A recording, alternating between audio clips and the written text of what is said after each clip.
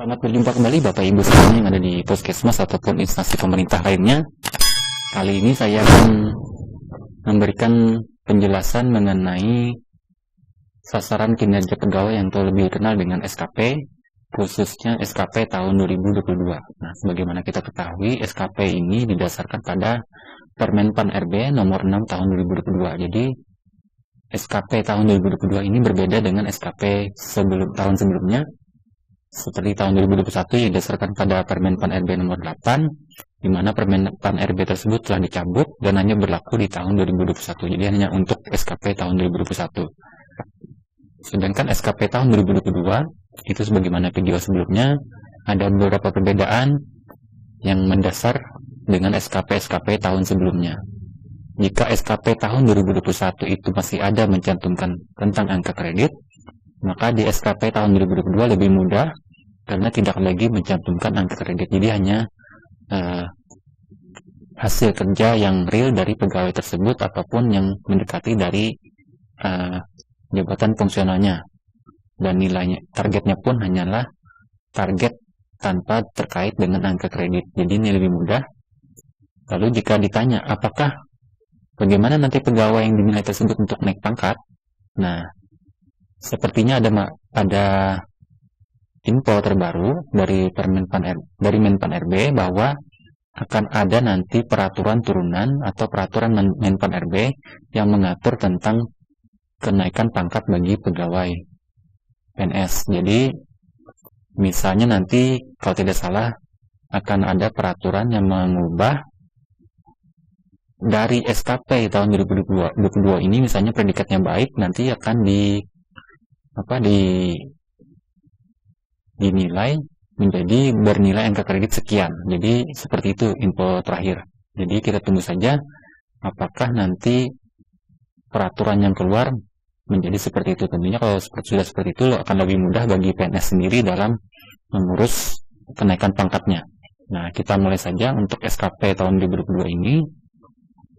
Jadi dari sini ada beberapa set yang harus dibuat dan juga dicetak oleh pegawai tersebut. Yang pertama adalah rencana SKP sendiri, lalu lampiran SKP, evaluasi kinerja SKP, dan dokumen evaluasi kinerja SKP, dokumen evaluasi kinerja pegawai. Jadi untuk kali ini SKP yang saya jelaskan adalah sebagai contoh SKP untuk jabatan fungsional perawat terampil. Nah, SKP ini formatnya sama bagi jabatan fungsional maupun jabatan administrasi di semua instansi pemerintah. Jadi tidak hanya terbatas pada kesehatan, jadi di semua instansi pemerintah pun sama seperti ini, khusus untuk jabatan fungsional. Jadi yang SKP yang lain yang berbeda adalah SKP khusus untuk pimpinan tinggi pertama, itu berbeda formatnya. Tapi khusus untuk jabatan fungsional dan jabatan administrasi formatnya sama seperti ini. Jadi kita masuk ke bagian rencana sendiri. Ini seperti tahun 2021. Selain nama pegawai yang dinilai dan identitas lainnya, pada bagian bawah kita masukkan hasil kerja itu sendiri, hasil kerja dari pegawai itu sendiri. Nah, hasil kerjanya ini sama dengan SKP tahun 2021, yaitu mencantumkan rencana hasil kerja atasan yang diintervensi. Jadi dibuat terlebih dahulu untuk SKP atasannya rencana kerjanya apa. Nah, itulah nanti yang dituangkan ke dalam rencana kerja stafnya. Jadi apa yang mendekati dari rencana kerja atasan, poin itulah yang diambil menjadi rencana kerja yang dituangkan dalam rencana kerja pegawai-pegawai yang dinilai. Contohnya di sini dia rencana kerjanya pengkajian keperawatan dasar pada individu, maka rencana kerja atasan yang diintervensi itu yang mendekati adalah meningkatnya kualitas pelayanan puskesmas. Jadi seperti itu. Jadi sama dengan butir kegiatan lainnya, nanti dicantumkan di sini apa ya rencana kerja atasan yang mendekati untuk diintervensi berdasarkan kegiatan tadi. Nah, untuk aspek, kolom bagian aspek ini ada penambahan. Jadi selain kuantitas, kualitas dan waktu juga ada biaya. Jadi 4 item ini harus diisi. Misalnya di sini untuk kuantitas itu tentu saja jumlahnya, jumlah dari kegiatan itu berapa jumlah rencananya yang akan dilayani. Jadi seperti itu. Misalnya di sini jumlah pengkajian keperawatan dasar pada individu jumlahnya targetnya adalah 200. Selanjutnya kualitasnya 100% waktu atau ketepatan waktu pelaksanaan adalah 12 bulan. Jadi dalam waktu 12 bulan. Seperti itu. Jika nanti ada biaya yang dikeluarkan terkait dengan kegiatan ini, maka dicantumkan berapa biaya yang dikeluarkan. Nah, ini berlaku sama untuk butir kegiatan lainnya. Kita cantumkan seperti ini. Jika sudah, kita sampai pada bagian bawah. Pada bagian bawah ini, seperti ini ada 18 butir kegiatan yang saya buat. Selanjutnya ada hasil tambahan. Jadi hasil tambahannya rencana kerja tambahan yang dibuat oleh pegawai tersebut. Jika ada kinerja tambahan, silakan dibuat di bagian bawah ini. Apa rencana kerja tambahannya? Misalnya dia dibebankan kinerja selain sebagai perawat terampil. Nah, itu dicantumkan pada bagian ini. Sama, untuk aspeknya juga dijelaskan dari segi kuantitas, kualitas, waktu, dan biaya. Jika sudah hasil kerja ini dibuat, nah, jangan lupa pada bagian bawah perilaku kerja. Inilah yang membedakan set SKP tahun 2022, di mana perilaku kerja ini bergabung dalam satu set dengan hasil kerja. Jadi berbeda dengan SKP sebelumnya, di mana SKP untuk aspek perilaku kerja itu dibedakan. Berada pada dokumen evaluasi, kalau sekarang dia berada pada dokumen yang sama di dokumen hasil kerja. Jadi pada bagian yang kedua. Jadi disinilah penjelasan untuk perilaku kerja dari pegawai yang dinilai. Aspek-aspeknya sesuai format di sini ada beberapa aspek yang dinilai dari perilaku kerja, yaitu berorientasi pelayanan, akuntabel, kompeten, harmonis, dan juga loyal, adaptif, kolaboratif. Jadi ada 7 item. Nah, pada bagian bawah samping itu diisi ekspektasi khusus pimpinan. Jadi pimpinan yang memberikan narasi ekspektasi pimpinan nanti untuk yang setiap item ini seperti apa. Jadi seperti itulah. Jadi khusus yang pada bagian samping, khusus ekspektasi pimpinan ini diisi oleh pimpinan. Jadi jika sudah dibuat, nanti kita masuk pada bagian terakhir, bagian bawah. Jangan lupa mencantumkan tanda tangan baik dari pegawai yang dinilai maupun pejabat penilai kinerja sendiri. Untuk tanggal, biasanya tanggal ini adalah berlaku pada awal tahun yang bersangkutan. Selanjutnya kita masuk pada set kedua, yaitu lampiran SKP sendiri. Ini lebih simpel, lebih sedikit isinya. Hanya ada 3 item, yaitu dokumen sumber daya. Jadi dijelaskan di sana sumber daya yang mendukung untuk pegawai yang dinilai apa saja dalam melaksanakan tugasnya. Selanjutnya skema pertanggungjawaban. Jadi pertanggungjawaban dari kinerjanya seperti apa, konsekuensinya juga seperti apa. Jika dia memiliki kinerja terbaik, dia dapatkan apa. Jika dia kinerjanya kurang, dia dikenakan apa sanksinya. Ini dijelaskan di bagian konsekuensi. Dan pada bagian bawah juga sama, ada tanda tangan baik pegawai yang dinilai maupun pejabat penilai kinerja.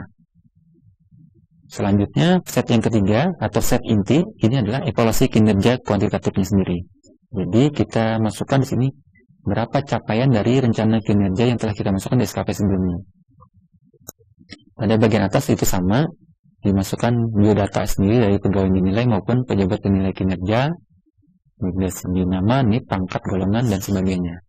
Nah, sini ada tambahan, kita harus memasukkan capaian kinerja organisasi.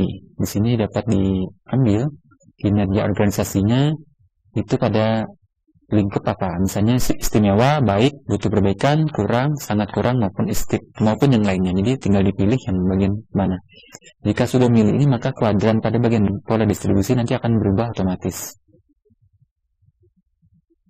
Selanjutnya, kita masukkan hasil kerja, capaian hasil kerja kita seperti apa. Jadi sesuai yang dibuat pada set pertama, itu kita masukkan dari segi kuantitasnya berapa, kualitasnya, waktunya, apakah sudah sesuai ataukah beda. Jika berbeda diisi, jika sudah sama juga tetap diisi. Nah, yang membedakan dengan yang tahun sebelumnya adalah di sini ada kolom tambahan pada bagian kanan, itu adalah umpan balik berkelanjutan berdasarkan motif dukung. Jadi yang mengisi adalah pimpinan. Apa umpan baliknya? Misalnya jika pegawai yang dinilai ini tidak mencapai dari target, realisasinya tidak tercapai dari target, jadi diberikan masukan di sini perbaliknya apa. Misalnya tingkatkan kinerjanya agar mencapai target yang telah ditentukan, seperti itu. Atau ada masukan lain, silakan diisi oleh pimpinan atau pejabat penilai kinerja pada bagian kolom sebelah kanan. Nah, setelah semua diisi, itu untuk hasil kerja utama yang sebelah sini. Demikian juga dengan hasil kerja tambahan juga diisi, baik dari segi pegawai yang dinilai maupun dari umpan balik pimpinan juga diisi. Nah, ini untuk tambahan.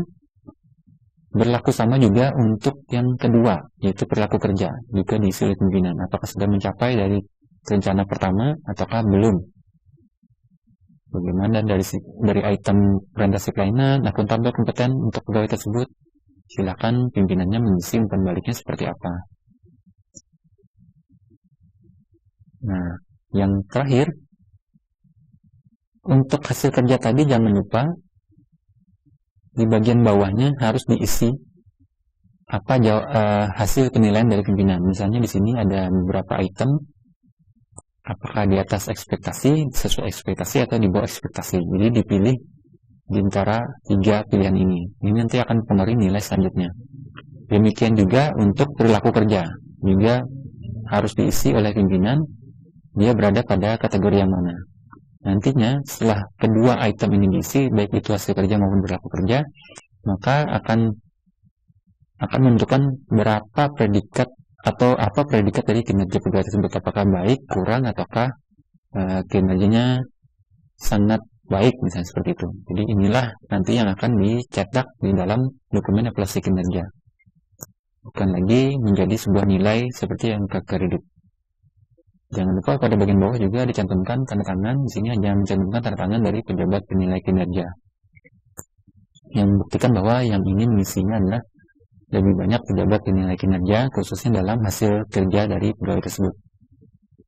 Step terakhir adalah dokumen evaluasi kinerja. Nah, jika kita telah mengisi semuanya, maka dia akan otomatis mengisi pada dokumen evaluasi kinerja. Ini sama pada SKP tahun sebelumnya, formatnya hampir sama.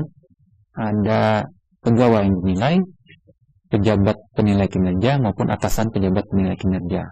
Bedanya, pada bagian ini yang tanda tangan hanya 2, yaitu pegawai yang dinilai dan pejabat penilai kinerja. Jadi untuk nama atasan pejabat itu hanya dicantumkan pada bagian atas, tidak tanda tangan pada bagian bawah. Selanjutnya, pada evaluasi kinerja, itu akan disimpulkan di bagian sini, apakah predikat kinerja pegawai tersebut baik atau kurang, atau sangat baik, seperti itu. Jadi bukan lagi berupa angka, seperti SKP-SKP tahun sebelumnya. Jadi hanya inilah yang nantinya konon kabarnya akan keluar peraturan menteri yang konversi dari angka, yang akan mengkonversi dari predikat yang bernarasi kata-kata ini menjadi angka kredit. Jadi misalnya sini predikat kinerjanya adalah baik, jika nanti keluar peraturan menterinya misalnya kinerja baik itu berada pada kisaran angka kredit yang sanggup untuk naik pangkat, seperti itu. Kira-kira masuk info terakhirnya. Nah, khusus untuk jika pegawai tersebut mengalami keberatan atau merasa keberatan atas predikat kinerjanya yang telah diberikan oleh pejabat penilai kinerja, maka pegawai dapat mengajukan keberatan. Jadi dalam Permen Pan RB sudah dijelaskan poin-poin tentang keberatan dari pegawai tersebut. Jadi ada di halaman 117 ini. Jadi pegawai tersebut dapat mengajukan kepada atasan pejabat penilai kinerja. Tentunya jangan lupa pegawai yang mengajukan keberatan juga harus memberikan bukti dukung. Misalnya dia diberikan predikat kurang, apa bukti dukungnya, sehingga nanti atasan dari pejabat penilai kinerja dapat menilai keberatan dari pegawai tersebut berdasarkan bukti-bukti dukung dan hal lainnya. Mudah-mudahan jika bukti dukung itu tersebut mampu mengubah predikatnya, maka bukan tidak mungkin atasan pejabat penilai kinerja mengubah predikat yang telah diberikan oleh pejabat penilai kinerja menjadi lebih baik, misalnya dari kurang menjadi baik, seperti itu. Tetapi untuk yang pegawai yang mengajukan keberatan, nanti formatnya akan berubah. Pada bagian dokumen evaluasi kinerja pegawai ini bukan lagi yang dua pihak minta tangan, melainkan 3. Jadi semua yang ada di dalam nama-nama yang ada di dokumen evaluasi kinerja wajib tantangan, baik itu pegawai yang dinilai, pejabat penilai kinerja maupun atasan pejabat penilai kinerja. Jadi semuanya harus tantangan.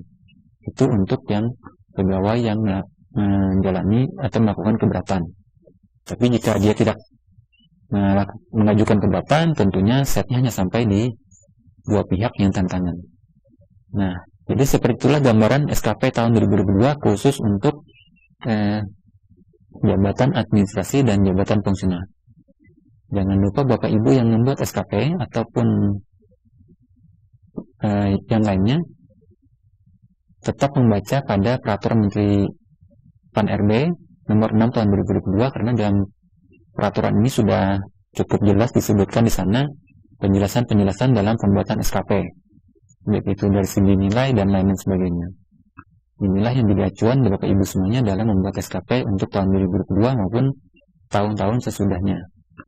Demikian penjelasan dari saya mengenai SKP tahun 2022, mudah-mudahan berguna bagi kita semuanya.